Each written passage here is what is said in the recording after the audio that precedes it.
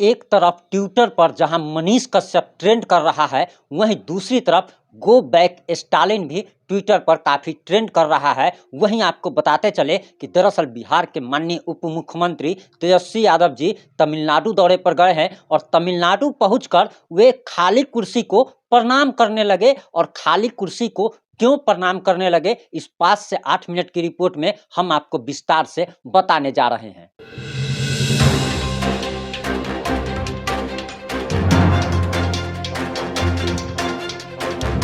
नमस्कार, मैं प्रिंस कुमार सिंह और आप देख रहे हैं पॉजिटिव इंडिया। दरअसल आपको बताते चले कि इन दिनों मनीष कश्यप ट्विटर पर काफ़ी ट्रेंड कर रहे हैं और पूरे देश और दुनिया में चर्चा का एक बार फिर से विषय बन गए हैं, फिर से एक बार चर्चा में आ गए हैं, सुर्खियों में आ गए हैं। तो उसकी आखिर वजह क्या है? दूसरी तरफ गो बैक स्टालिन भी ट्विटर पर ट्रेंड कर रहा है, तो आखिर इसकी वजह क्या है? तो आपको बताते चले कि दरअसल 23 जून को बिहार की राजधानी पटना में विपक्षी दलों की एकता की एक मीटिंग होने वाली है, जिसमें काफ़ी सारी रणनीति तैयार होने जा रही है, जिसको लेकर एमके स्टालिन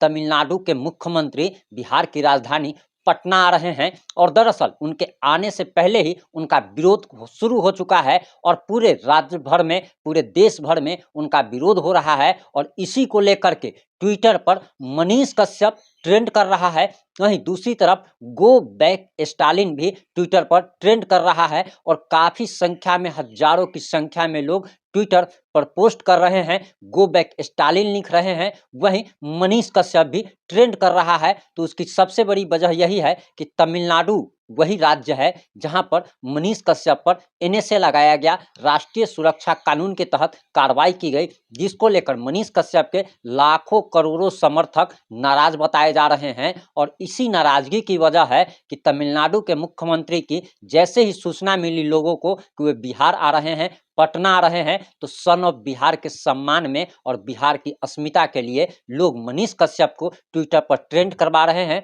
नहीं, गो बैक स्टालिन भी लिख रहे हैं। वहीं आपको बताते चले कि स्टालिन के विरोध को लेकर अब इतना ज़्यादा बढ़ चुका है कि राजपा के राष्ट्रीय अध्यक्ष और भूमिहार ब्राह्मण एकता मंच के संस्थापक आशुतोष कुमार ने भी ऐलान कर दिया था, जो कि कल हम आपको अपनी पिछली रिपोर्ट में बता चुके हैं। वहीं आपको बताते चले कि आशुतोष कुमार ने सिर्फ विरोध करने का ऐलान नहीं किया है, बल्कि उनको भगाने का ऐलान कर दिया है और ये तक कह दिया है कि स्टालिन को बिहार की धरती पर प्रवेश तक नहीं करने दिया जाएगा, उनको कदम तक नहीं रखने दिया जाएगा। और इसको लेकर सारी तैयारियां चल रही है। आपको बताते चले कि दरअसल बिहार की राजधानी पटना में नहीं, बल्कि बिहार के अनेक जिलों में, प्रखंडों में गो बैक स्टालिन का बैनर लेकर लोग विरोध करते हुए नजर आएंगे। वहीं आपको बताते चले कि आशुतोष कुमार का जो राजपा संगठन हो या भूमिहार ब्राह्मण एकता मंच जो संगठन है, उसके हर एक जगह पर उसके सदस्य हैं, हर एक जिले में, हर एक प्रखंड में उसके कार्यकर्ता हैं। और उन्होंने अपने कार्यकर्ताओं से आह्वान कर दिया है कि 23 जून को गो बैक स्टालिन का बैनर लेकर सड़क पर विरोध किया जाएगा। यानी कि ये आंदोलन अब सड़क पर उतर चुका है। वहीं आपको बताते चले कि मनीष कश्यप के समर्थकों को इसलिए भी ट्रोल किया जाता था कि वे सिर्फ फेसबुक पर आई सपोर्ट मनीष कश्यप लिखते हैं, लेकिन वे लोग सड़क पर नजर नहीं आते। लेकिन आपको बताते चले कि 23 मार्च 2023 हो या फिर अनिकेत रंजन द्वारा बुलाया गया रैली हो या फिर आह्वान किया गया, जो कुछ भी धरना प्रदर्शन किया गया, वो काफ़ी सफल रहा है। और इससे पहले भी दिल्ली में भी धरना प्रदर्शन हो चुका है और मनीष कश्यप को लेकर अब क्रांति जो है वो सड़क पर नजर आ रही है। और लोग दरअसल ये सवाल कर रहे हैं कि अगर मनीष कश्यप को अगर बचाया नहीं गया, मनीष कश्यप के लिए अगर खड़ा नहीं होता है कोई, तो फिर कोई मनीष कश्यप पैदा नहीं लेगा और फिर कोई मनीष कश्यप लोगों के लिए आवाज़ नहीं उठाएगा। लोगों का यहाँ तक कहना है कि मनीष कश्यप जन जन की आवाज़ उठाते थे और इसी को लेकर सरकार ने उन्हें दुर्भावना के ख्याल से बंद कर दिया है। वहीं आशुतोष कुमार के बारे में ये सूचना आ रही है और उन्होंने पत्रकारों से बात करते हुए कहा कि एमके स्टालिन को पटना की धरती पर कदम नहीं रखने दिया जाएगा और इसीलिए ये ट्विटर ट्रेंड करवाया जा रहा है,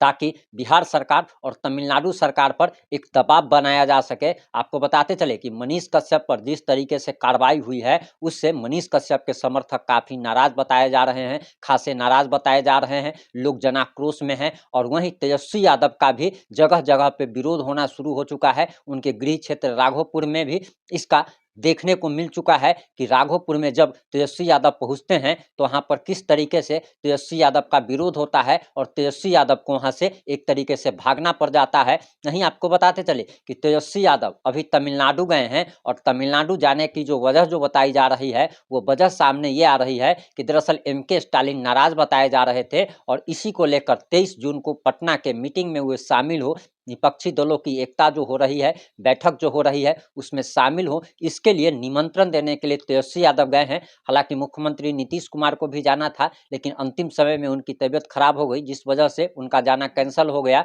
लेकिन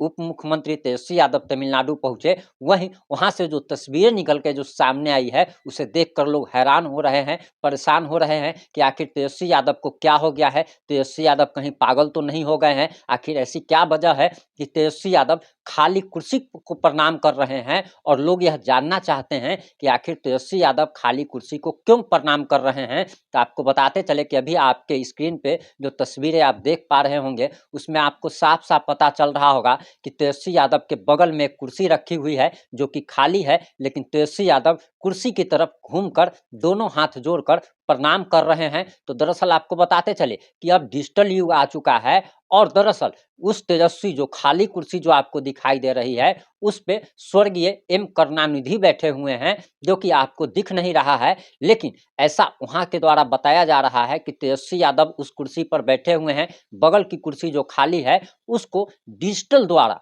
मतलब कंप्यूटर द्वारा कह सकते हैं कि उसमें एडिट करके वहां पे एम करुणानिधि की फोटो लगा दी जाएगी और इसी को लेकर के तेजस्वी यादव हाथ जोड़कर खाली कुर्सी के सामने तस्वीरें खिंचवा रहे थे और ये तस्वीरें लगातार वायरल हो रही है और लोग जानना चाहते थे कि दरअसल ये आखिर हो क्यों रहा है। तेजस्वी यादव तमिलनाडु जाने के बाद कहीं पागल तो नहीं हो गए हैं, क्योंकि खाली कुर्सी को आखिर क्यों कोई प्रणाम करेगा। और इसका सवाल का जवाब अब आप लोगों को मिल गया होगा कि दरअसल उस कुर्सी पर एम करुणानिधि, आप समझ करके चलिए कि एम करुणानिधि बैठे हुए हैं और बगल में तेजस्वी यादव बैठे हुए हैं और एम करुणानिधि की फोटो एडिट करके उसमें लगाई जाएगी। यानी कि आखिर वोट बैंक के लिए लोग क्या क्या करते हैं, कितनी नौटंकी करते हैं, वो अब आपको समझ में आ रहा होगा कि दरअसल वोट बैंक के लिए लोग जनता को बेवकूफ बनाते हैं। हालांकि यहाँ पे गलत शब्द का उपयोग हम नहीं करना चाहेंगे जो कि CH से आप कह सकते हैं, लेकिन बेवकूफ बनाने का ही ये धंधा है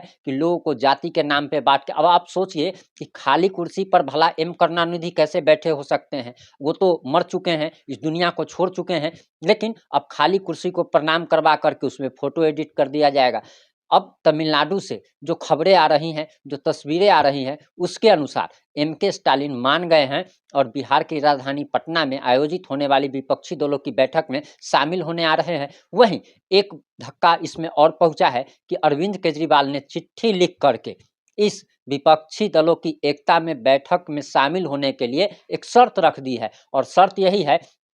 कि केंद्र सरकार ने दिल्ली सरकार के खिलाफ जो अध्यादेश लाया है उसमें कांग्रेस भी उनका सपोर्ट करे। अगर कांग्रेस उनको अगर सपोर्ट अगर नहीं करती है तो फिर वो इस विपक्षी दलों की एकता में शामिल नहीं होंगे, बैठक में शामिल नहीं होंगे। वहीं ममता बनर्जी ने भी एक शर्त रख दी है और ममता बनर्जी की शर्त है कि कम्युनिस्ट पार्टी को अगर विपक्षी दलों की महागठबंधन में अगर शामिल किया जाता है तो वो विपक्षी दलों की एकता में बैठक में भाग नहीं लेंगी। वहीं अब विपक्षी दलों की एकता कैसे बनेगी ये देखना बाकी रहेगा कि 23 जून को किस किस दल के लोग शामिल होते हैं, कौन कौन से नेता शामिल होते हैं और इसका खाका क्या होता है। हालांकि राहुल गांधी भी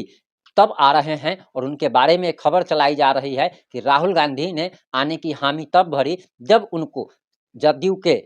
नेताओं ने और मुख्यमंत्री नीतीश कुमार ने ये क्लियर कर दिया कि अब प्रधानमंत्री के उम्मीदवार नीतीश कुमार नहीं हैं। इसके बाद ही राहुल गांधी विपक्षी दलों की एकता की बैठक में शामिल होने के लिए उन्होंने हामी भरी और वे आ रहे हैं। दरअसल आपको बताते चले कि कर्नाटक में चुनाव के बाद और जब से जीत हासिल हुई है और जब से भयंकर मतलब एक कह सकते हैं कि ऐसा आश्चर्यचकित, क्योंकि कांग्रेस के आने का कोई ये नहीं था या जो भी हो, लेकिन बीजेपी जो है सत्ता से निकल गई और कांग्रेस को अप्रत्याशित जीत मिली। यानी कि कांग्रेस को संभावना तक नहीं थी लेकिन कांग्रेस को जो अप्रत्याशित जीत मिली, इसके बाद कांग्रेस जो है पूरे जोश में है और पहले जो वो रणनीति चला रही थी, अब उसने अपनी रणनीति को पूरा बदल दिया है और वह प्रधानमंत्री का उम्मीदवार किसी दूसरे नेता को, किसी दूसरे दल के नेता को मानने को तैयार नहीं है और राहुल गांधी ही प्रधानमंत्री पद के उम्मीदवार होंगे। और विपक्षी दलों की बैठक से पहले ही कांग्रेस के एक बहुत बड़े नेता ने ट्वीट करके भी इस बात की जानकारी दी है। हालांकि इस मामले में कुछ नया अपडेट आएगा, हम आप लोगों तक जरूर पहुंचाएंगे। वैसे आपको अंत में बताते चले कि मनीष कश्यप का अब समर्थन ट्विटर पर इतना ज़्यादा हो रहा है कि ट्रेंड कर रहा है। वही एमके स्टालिन को बिहार में घुसने न देने के लिए लोगों ने कसम खा ली है। अब देखना बाकी होगा कि एमके स्टालिन बिहार की धरती पर पहुंच पाते हैं या फिर विरोध के कारण उन्हें उल्टे पांव भाग जाना पड़ता है। जुड़े रहे हमारे साथ, हम पल पल की अपडेट आपको देते रहेंगे। जय हिंद, जय भारत, जय जय बिहार।